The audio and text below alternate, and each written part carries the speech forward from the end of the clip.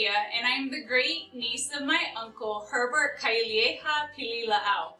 Now, he was the son of William Kaluhi and Abigail Keolalani, and they had 14 children.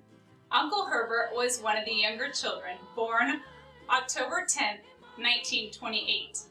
Now, I was told that my great-grandmother birthed all 14 children by herself at home. My grandmother, Abigail Kabahahe'e, whom my daughter is named after, was Uncle Herbert's older sister. Uncle Herbert and his siblings were raised in Hawaiian. Now I'll tell you about my uncle. My younger uncle, I remember him as a quiet uncle. Where the family lived is a place that sat behind Waianae Main Road there. Wooden house with kerosene stove and outside shower. And it was pretty much a little country area. It was kind of a big lot with mango trees on them. My uncle lived there. He used to live at home in Waianae, on the island of Oahu, in the state of Hawaii. Aloha mai ohana. I call him Uncle Kaili and not Uncle Herbert. I would fool around with his stuff, especially a blue chest he had in his room, and I still remember his room quite vividly. But that blue chest held all of his treasures. So I used to go in his chest and hui around. But he had a lot of records in there. And surprisingly enough, they weren't Hawaiian music. It was opera and classical. We were talking to his sister, my Auntie Mercy, a little older than him, talk about him being a very studious person, was very good at school, as a result wanted to become a bookkeeper. He was a very neat person.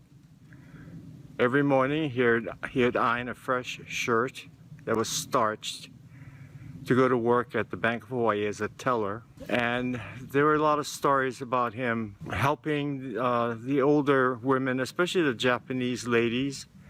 When he saw them having trouble crossing the highway, he would escort them, carry their grocery bags.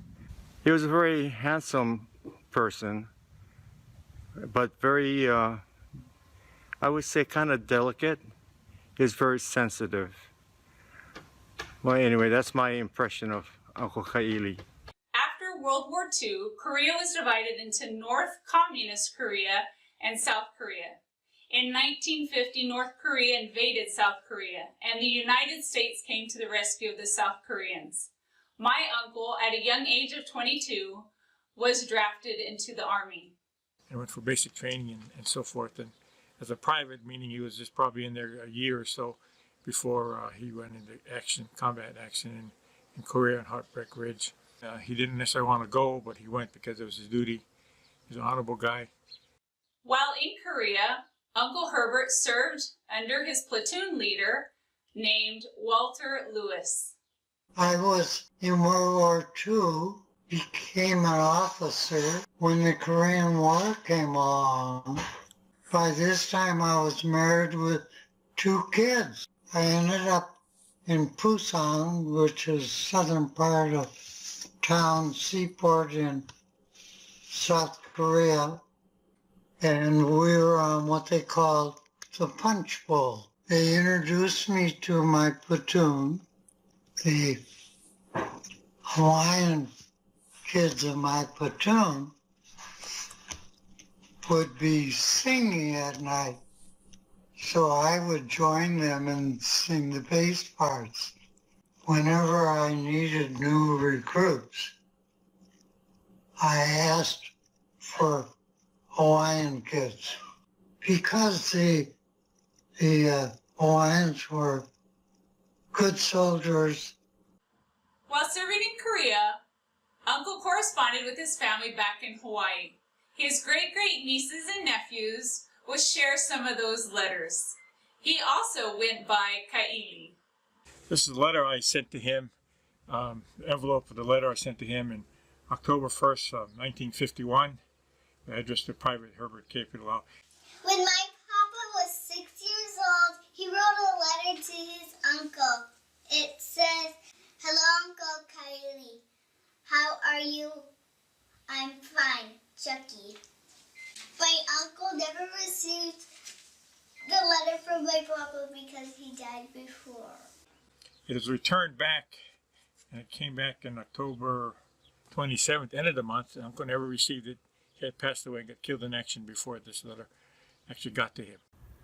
I'd like to read a letter from Uncle Herbert, Kaili Pililaau, to my grandmother.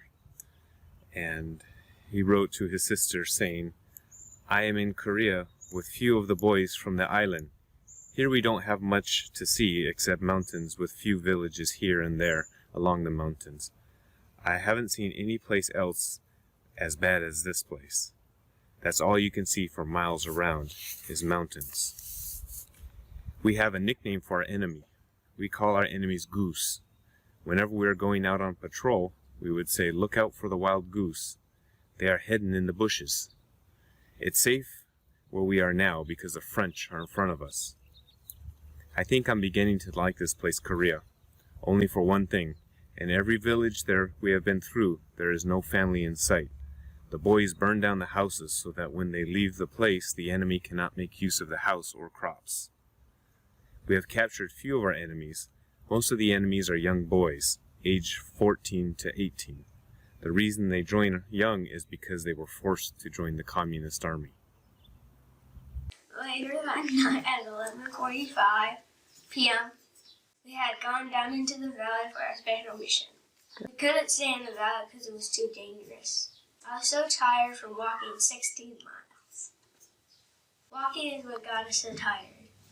I hope none of my brothers would think that the infantry is a good unit.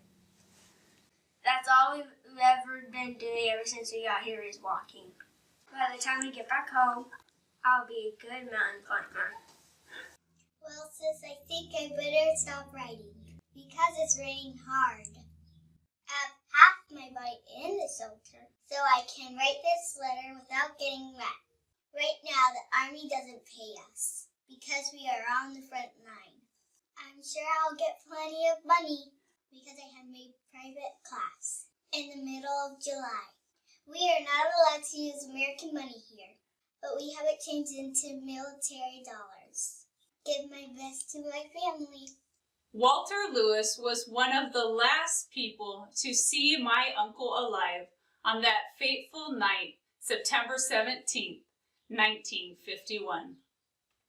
Then they pulled us off of there and up on a ridge. We could see the enemy on a ridge across. My platoon was stretched out along the ridge where it ended in a drop-off. I sent one of my squads out to the end of the ridge to protect that. That evening, we were attacked by hundreds of North Koreans. I stayed with the rest of my group. We pulled back slightly and fought off the enemy. But my squad, several people were killed, including your relative, Herbert, Pililaau. He fought after losing or spending all of his ammunition. He fought hand to hand until he was killed.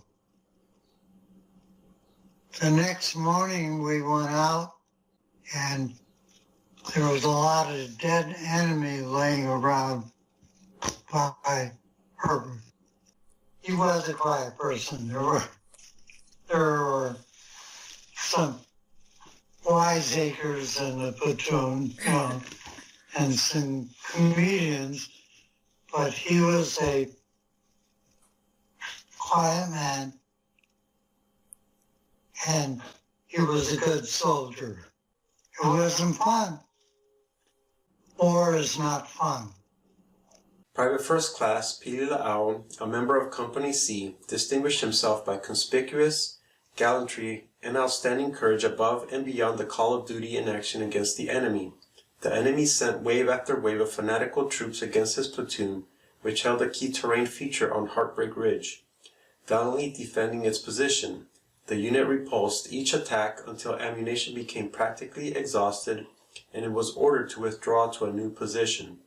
Voluntarily remaining behind to cover the withdrawal, Private First Class Pililaau fired his automatic weapon into the ranks of the assailants, threw all his grenades, and with ammunition exhausted, closed with the foe in hand-to-hand combat, courageously fighting with his trench knife and bare fists until finally overcome and mortally wounded. When the position was subsequently retaken, more than 40 enemy dead were counted in the area he had so valiantly defended. His heroic devotion to duty, indomitable fighting spirit, and gallant self-sacrifice reflect the highest credit upon himself, the infantry, and the United States Army. That when the time was needed, he gave all he had to those he loved at the time and defended at the expense of his life. The scriptures say that there's no greater love has a man than one that gives his life for his fellow man. So Uncle Herbert did a great job, but when the time came to defend his position and defend people he was trying to save and retreat, he gave his all to do that. Ironically, in February of 1952, Uncle was buried in the National Cemetery in Hawaii. If you'll remember, he also died at Heartbreak Ridge, right next to Punch Bowl, and was buried at the National Cemetery, which is also known as Punch Bowl. I've been away a long time,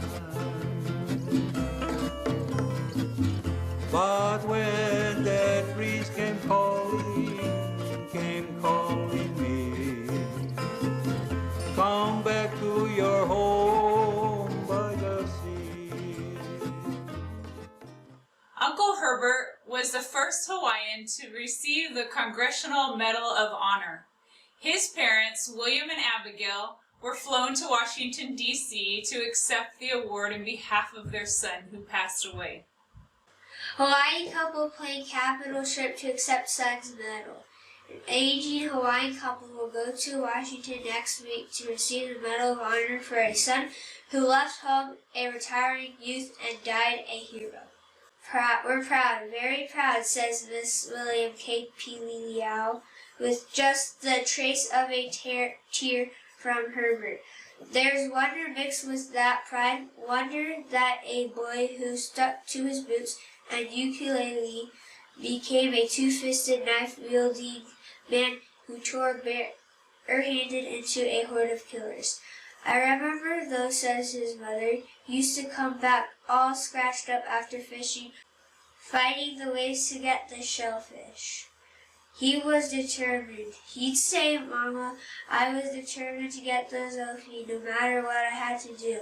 Herbert never spoke of Korea's grimness when he wrote twice a week. After Uncle received the Medal of Honor, many places in Hawaii and Korea were named after him, including a very, very large ship. A few years back, the Navy and the military service recognized Uncle Herbert for his service and named the ship after him. This is the Strategic Sea Lift. Basically, it's a ship commissioned by the Navy and operated by a Navy captain and civilian crew. And what they were people. They were a ship that would take equipment, they say, as much as 3 football fields of planes, helicopters, tanks, jeeps, and everything needed. Because I understand that if a man is transferred to Iraq or Iran and he's a tank commander, he takes his tank with him. The other commander comes home with his tank. And so this ship was built with that and honored his name. There's a little coin here that shows the ship. It's a U.S. Navy Bob Hope class, a roll-off ship that had a back end would go down in the back, and you could open the back up and things would come up out of the water, or the side, or the cranes would pick it up, put it on the deck, or on the side, a big bridge would come out on the side, and you can drive up the side as well onto the ship. At the time it was in Hawaii, the family got a chance to go on board and take a look at it. And a couple of my uncles and aunts were still alive then, so we went on board, and the captain showed us the mess hall and areas where the crew lived, as well as the deck of all the equipment they had on board. And at the time he said that they made 7 trips to Saudi Arabia and that area, the Indian Ocean there, and taking equipment back and forth. Although Uncle was unable to be married or have children, he has a large posterity of nieces and nephews that love him very much, and they would like to share with you their thoughts about him. My Uncle Ka'ili was loyal and courageous. I'm humbled to call Herbert Pililaau Uncle. He was courageous, brave, and strong when it mattered most. I'm grateful for our uncle's example of sacrifice and his willingness to put the needs of others before his own need. That's a good example to me. I want to love my friends like my uncle loved his friends. I'm grateful for the example of courage he set. He was strong. Inspiring. I want to be courageous like my uncle was. Learn to be selfless from Uncle's example. My uncle's story teaches us to do hard things. I'm happy that Uncle was fearless and fighted for his friends. My middle name is Keikoa. It means warrior, strength, and courageous. I am trying to be courageous like my uncle. When I am reminded of the amazing and powerful things my uncle did, I want to be like him, and I want to make our family name proud, just like he did. One word or a few words that I know that our family do hold dear is aloha, ikikahi, ikikahi. Love one another. Love your family. Love is our family. And love is what we hold dear in our family, which I love to always have in all my memories of us. And I knew he had the same beliefs.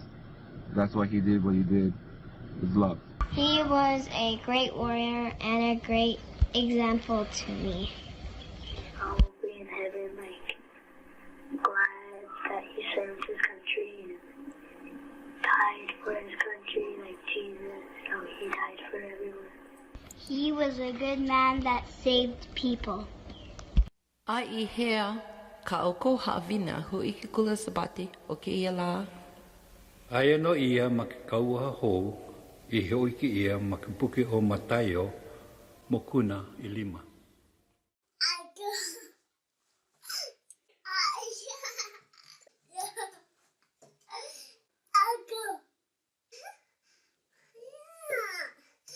I can't wait to see you in heaven one day. I love you, Uncle Ka'ili.